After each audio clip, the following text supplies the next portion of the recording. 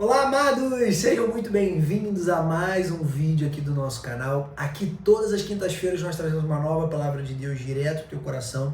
E hoje estamos começando mais um mês de novembro, e com isso começamos uma nova série. Todo mês nós temos séries novas, onde a gente medita sobre alguns temas que são muito importantes na palavra de Deus, para aprendermos sobre o que Deus espera de nós, sobre como caminharmos de fato com Deus. E hoje, esse mês, nós vamos começar a falar sobre as lições de Jesus, ou as principais lições de Jesus. Jesus teve um ministério de pouco mais de 3 anos fisicamente na Terra, depois ele morreu, ressuscitou e hoje ele está vivo, no alto do trono da graça, nos esperando, e daqui a pouco ele vai voltar. Mas o mais importante é, quais foram os ensinamentos principais que ele deixou, e que a partir dali começou a igreja, o cristianismo, a igreja primitiva, chegando na igreja como a gente conhece hoje. Mas qual foi a lição origem? De onde surgiu realmente as principais origens das lições que Jesus quis nos deixar e dos ensinamentos que ele nos deixou? Vamos caminhar sobre isso durante esse mês, e hoje, para começarmos, vamos começar a nossa leitura e a nossa meditação aqui da palavra no capítulo 5 de Mateus. Se eu puder abrir sua palavra aí, abra em Mateus capítulo 5, versículo 3. Vamos lá, Mateus capítulo 5, versículo 3. Assim diz Jesus: Felizes os pobres de espírito, pois o reino dos céus lhe pertence. Felizes os que choram, pois serão consolados. Felizes os humildes, pois herdarão a terra. Felizes os que têm fome de sede e justiça, pois são saciados. Felizes os misericordiosos, pois serão tratados com misericórdia. Felizes os que têm coração puro, pois verão a Deus. Felizes os que promovem a paz, pois serão chamados filhos de Deus. Até aqui tá bom. Essa primeira parte do Sermão do Monte, né, caso você nunca tenha ouvido falar nesse sermão, esse foi o principal sermão de Jesus. Então, foi um sermão que ele deu no alto de uma colina para muita gente, e foi lá onde ele destacou os principais ensinamentos dele. Esses ensinamentos estão em Mateus 5, vai do capítulo 5 até o capítulo 8. Se você quiser ler tudo para ir meditando junto com a gente nessa série, comece lá por Mateus 5, vai até o 8. Mas aqui primeiro a gente fala sobre as bem-aventuranças. Então aqui Jesus nos ensina quem é bem-aventurado, ou seja, quem agrada o coração de Deus. Então ele fala primeiro sobre os pobres de espírito, porque o reino dos céus o pertence. O que é pobre de espírito? É quem está de fato entregue ali, quem tem o espírito entregue para Deus. Depois, os que choram, mas que são consolados. Os que são humildes, os que têm fome de sede e justiça, os que são misericordiosos, que usam de misericórdia com o seu próximo. Então aqui Jesus está nos ensinando características que nós, como filhos de Deus, nós como cristãos, você é né, mas nós como conhecedores da palavra de Deus, que é a suprema verdade do mundo, nós precisamos ser e ter. Então nós precisamos chorar diante de Deus. Mas homem não chora, mas mulher não chora. Eu confesso que eu mesmo já pensei isso, uma fase da minha vida, homem não pode chorar. Mas, assim, de fato, eu raramente choro diante de pessoas. Mas, quando eu estou diante de Deus, é muito raro eu não chorar. Hoje mesmo, eu estava aqui antes de gravar esse vídeo orando e caí em lágrimas com Deus. Isso é comum, porque é a intimidade que eu tenho com o meu Pai. É sobre isso que se trata um relacionamento com Deus. Porque se você tem hoje, se você, por exemplo, eu tenho filhos, se você tem filhos pequenos, ou se você já foi, né, depende da tua idade, se você já foi um filho pequeno, você sabe que muitas vezes quando você sofria alguma coisa na tua vida, você chorava. E quando você chorava, era natural, era meio que incontrolável. Para muitas crianças, eu tenho um filho de 4 anos e um de 1, vai fazer 1 agora. É natural, qualquer coisa que acontece com eles choram, pela idade ainda. Mas eles choram diante de mim, diante de um responsável, diante dos avós, ou diante da mãe, do pai. Agora, não é na frente de todo mundo. Então, é comum chorar, mas desde que seja para pessoas que vão realmente resolver o teu problema ali do teu choro. Então, a questão não é chorar, não é não chorar ou não mostrar as tuas fraquezas, mas sim mostrar as tuas fraquezas, mas para quem realmente resolve, que é Deus. Então, quando nós choramos diante de Deus, aquilo na verdade é apenas um reflexo, uma consequência de um coração que está realmente entregue e contrito para Deus. Muita gente às vezes também acha, erroneamente, que apenas chorar é o que mostra que você está se entregando. Não, não é também só chorar, mas chorar é uma das consequências. Isso também varia muito de pessoa para pessoa, lógico. Mas é uma das formas que Jesus está nos ensinando aqui, que os que choram são consolados por Deus. Mas além disso, ele também fala dos que são humildes, ele também fala dos que têm fome de sede e justiça.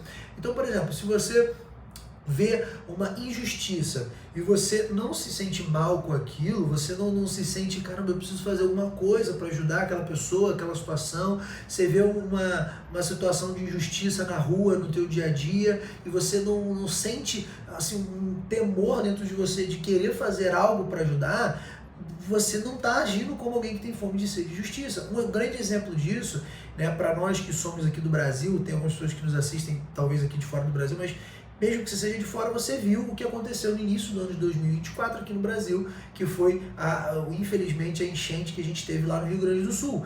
Então, foi um período que o Brasil inteiro se comoveu e muita gente saiu dos seus estados, das suas cidades e foi ali tentar ajudar. Por quê? Porque foi uma situação trágica, uma situação natural e que gerou muitas pessoas ali desabrigadas, muitas pessoas às vezes feridas, muitas pessoas morreram, enfim. Então, por conta disso, isso gerou uma comoção de sede e justiça em muitos.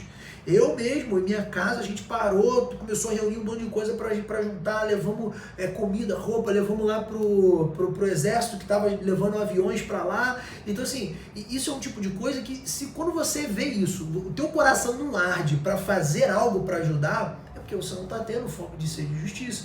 Isso é uma das características de quem realmente vive com Deus. Se você não tem, não se martirize por isso ainda, mas busque uma vida de fato genuína com Deus. Então, esse é o primeiro ensinamento do nosso vídeo de hoje. As bem-aventuranças de Jesus e de quem caminha com Deus. Segundo ensinamento, e o tema, inclusive, desse vídeo, que é Sal da Terra, está lá no capítulo 5 ainda, versículo 13.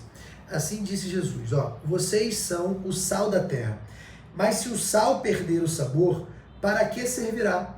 É possível torná-lo salgado outra vez? Será jogado fora e pisado pelos que passam, pois já não serve para mais nada. Vocês são a luz do mundo. É impossível esconder a cidade construída no alto de um monte. Não faz sentido acender uma lâmpada e depois colocá-la sobre um cesto. Pelo contrário, ela é colocada num pedestal, de onde ilumina todos os que estão na casa. Então, essa é uma analogia que Jesus usa para nos mostrar que nós, que somos filhos de Deus, precisamos ser o sal da terra. O que é ser o sal da terra? É ser o diferente, é ser aquilo que tempera, é ser aquilo que traz um diferencial, é ser a luz no meio das trevas, é ser luz. Então, a palavra de Deus nos garante que se você é filho de Deus, se você caminha na palavra de Deus, se você vive de fato com Deus, você é luz. E aonde você chega, as trevas têm que ir embora por ordem espiritual. Não tem a ver com o que você quer ou não, tem a ver com uma ordem espiritual, é um princípio do reino espiritual. Então, se você é luz, aonde você chega, as trevas têm que sair. Inclusive em Marcos 5,16, a palavra de Deus nos ensina que se nós somos luz, aonde nós chegamos, nós podemos fazer as mesmas obras ou maiores que a de Jesus. Inclusive, nós podemos impor a mão sobre enfermos, eles serão curados. Nós podemos orar e espíritos demoníacos irão embora, nós podemos pisar sobre serpentes, ou seja, a glória de Deus vai com a gente aonde a gente for. Então, se você vive por esses princípios, você entende o que é ser sal da terra. Então, o que é ser sal da terra? É você entender que aonde você chega, as trevas vão embora. É você entender que existem princípios, existem situações e ambientes que às vezes não são muito agradáveis, que não são muito favoráveis à palavra de Deus, que às vezes te remetem a vícios antigos ou coisas erradas ou a pecados que você tinha de estimação, mas que quando você entra naquele ambiente, por mais que você seja tentado, você é sal naquele lugar, você é luz naquele lugar. Aonde você chega, você e tua casa, o ambiente é transformado, porque ali a presença de Deus entrou junto contigo. E quando a presença de Deus chega no lugar, Meu amado, minha amada, não tem como ter treva ali, não tem como ter discórdia, não tem como ter língua enganosa, não tem como ter falácia, não tem como ter maledicência. Esse tipo de situação não acontece onde tem um filho de verdade de Deus, que sabe o que significa ser sal da terra. Então, muitas vezes, você, às vezes, como filho de Deus ou filha de Deus, você não percebe o quanto que você é visto por outras pessoas que estão querendo conhecer Deus. Muitas vezes você é a única Bíblia que essa pessoa vai ler a vida inteira. Muitas pessoas nunca tiveram acesso, ou já tiveram acesso, mas não tiveram interesse de fato mergulhar nas palavras de Deus e viver uma vida de fato com Deus. E por isso, talvez as tuas ações, o reflexo do teu dia a dia, do teu cotidiano, talvez seja a única experiência com Deus que algumas pessoas têm na vida. E por isso, você precisa ser a Bíblia que muitas pessoas não leram. Então, se na prática você está sendo a Bíblia do que essas pessoas nunca leram, talvez nunca lerão, você está sendo sal na terra. Porque através das tuas ações, através de por exemplo, de uma proposta que você diz não, mesmo sendo talvez positiva financeiramente para você, mas que fere princípios, ou através de uma situação onde você poderia agir por impulso, mas você consegue ter domínio próprio, você consegue entender a palavra de Deus, a direção de Deus, numa situação talvez que você queira fazer uma coisa, mas a palavra de Deus te manda fazer outra e você faz o que a palavra manda. Situações como essas são apenas reflexos de uma vida de entrega e de rendição a Deus. E coisas como essa te caracterizam como sal da terra, te transformam em sal da terra. Então, o segundo ensinamento que eu deixo aqui desse vídeo, que Jesus nos ensina, é: precisamos ser o sal da terra. Temos que querer ser o sal da terra. Porque a própria palavra de Deus nos ensina logo depois. Se não formos o sal da terra, se o sal perder o sabor, para que serve? É possível torná-lo salgado outra vez? Não, ele será jogado fora e pisado pelos que passam. Então, na prática, pois não serve para mais nada. Ou seja, na prática, se você foi criado para ser o sal da terra, mas você não está sendo o sal da terra, isso significa que você vai ser jogado e pisado. Isso significa que você vai ser jogado fora. Por quê? Porque você não está cumprindo o teu propósito principal, que é ser o sal da terra. Amém? Receba essa palavra com amor. Terceiro ensinamento de Jesus. Vamos lá. Capítulo 12, agora, versículo 17, perdão, cheguei errado aqui. Versículo 17, não pensem que eu vim para abolir a lei de Moisés ou os escritos dos profetas, eu vim cumpri-los. Até aqui tá bom. Essa é um terceiro ensinamento que nós aprendemos de Jesus, que muitas pessoas, isso inclusive, essa frase aqui de Jesus, divide muitas religiões, inclusive, porque muitas pessoas, por exemplo, os judeus acreditam em Deus, eles são muito tementes a Deus, mas eles acreditam na lei de Moisés, então eles vivem basicamente o Antigo Testamento nosso. Então eles entendem os princípios de Deus, eles entendem os profetas, aí divide, né? Tem judeu que acredita nos profetas, tem judeu que não, mas enfim, eles acreditam em todos os ensinamentos do Antigo Testamento, mas eles não creem que Jesus foi o Messias. E por isso eles acreditam que a partir do momento que Jesus veio, ele veio para tentar acabar com a lei. Então isso é uma das coisas que divide. Jesus já deixa claro aqui, ele fala, eu não vim para abolir a lei de Moisés, ou os escritos dos profetas, eu vim cumpri-los. Porque todos os escritos dos profetas, Isaías, que foi um dos profetas mais messiânicos, Jeremias, todos os escritos do Antigo Testamento apontam para a vinda de um Messias. E a vinda desse Messias, quando Jesus chega, ele deixa claro, eu não vim para acabar com a lei.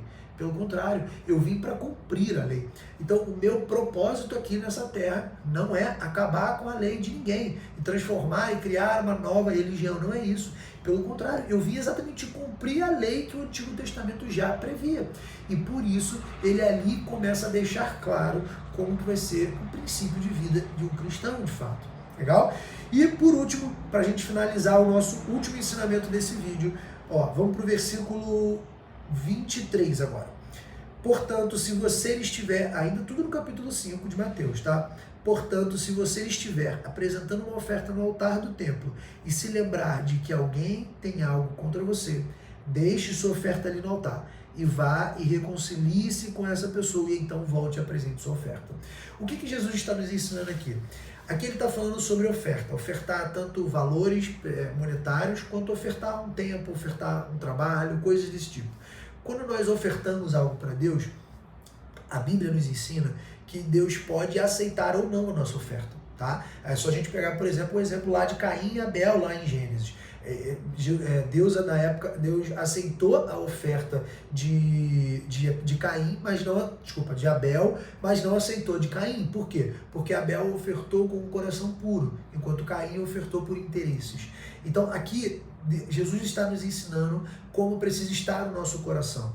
Além da questão do interesse ou não, se nós, além de termos um coração puro, temos, por exemplo, algo de desentendimento com um irmão nosso, irmão em fé que eu digo, ou seja, nós temos alguém que tem algo contra a gente, nós temos inimigos que tem algo contra a gente precisa pedir perdão, ou perdoar, ou a gente precisa fazer algo. Jesus está nos ensinando, ó, não adianta ofertar, deixa a tua oferta aí no altar, vai lá e se reconcilia com essa pessoa.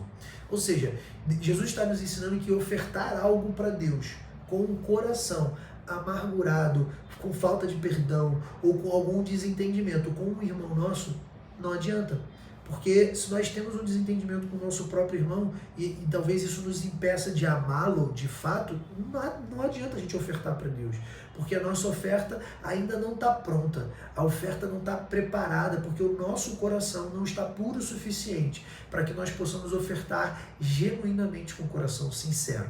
Então, Jesus nos ensina, se você tem algo contra o seu irmão, ou ele tem algo contra você, vai lá, se reconcilia com ele primeiro, depois você volta aqui e traz a tua oferta. Amém? Então, esses são os primeiros 4 ensinamentos que nós vamos deixar dessa série aqui nesse vídeo. Então, recapitulando, nós falamos sobre as bem-aventuranças, sobre como ser bem-aventurado aos olhos de Deus. Nós falamos sobre como ser sal na terra e luz onde você está. Nós falamos sobre o propósito da vida de Jesus. Então, Jesus não veio para acabar com a lei, pelo contrário, ele veio para cumprir a lei que a gente aprendeu lá no Antigo Testamento. E por último, nós aprendemos que se nós temos algo contra o nosso irmão, não adianta nós, de fato, queremos ofertar algo para Deus. Primeiro, vamos se reconciliar. Depois, a gente vem realmente ofertar algo no tempo de Deus. Amém? Vamos orar para a gente finalizar. Pai, em nome de Jesus, Senhor, eu te agradeço, Pai, por essa palavra, por esses ensinamentos. Eu te agradeço por esse sermão do monte que nos baseia tanto em relação a entender o ministério de Jesus, entender o que ele quis deixar, entender como ir, Pai, nas origens, Senhor, da tua palavra, Pai. Em nome de Jesus, Senhor, eu te agradeço e entrego nossa vida a ti, Pai. Amém. Amém, amados. Até a semana que vem. Antes de a gente finalizar, eu quero só destacar um ponto aqui muito importante, que eu queria ter falado nisso, mas eu esqueci e lembrei agora. Esses princípios, principalmente o Sermão do Monte, são a base de uma fé de fato baseada em Cristo.